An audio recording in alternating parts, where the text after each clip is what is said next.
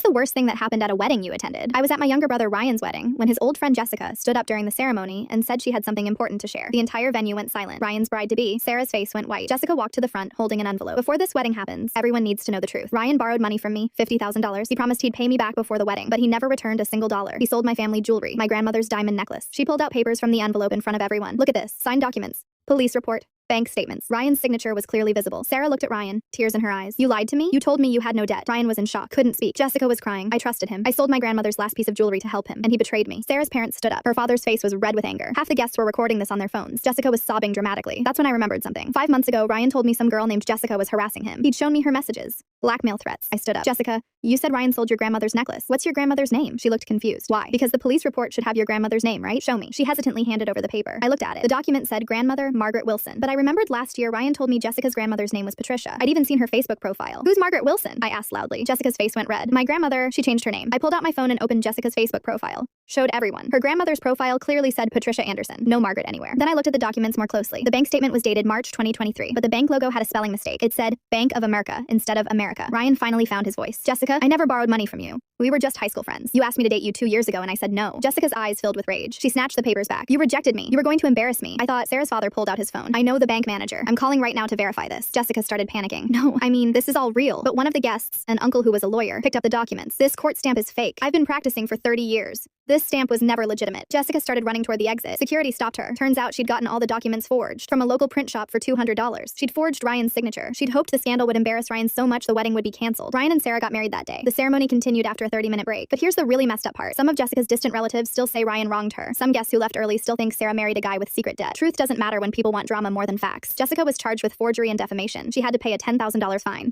But she still tells her friends that Ryan stole her money. Some lies never die, no matter how thoroughly you prove them wrong.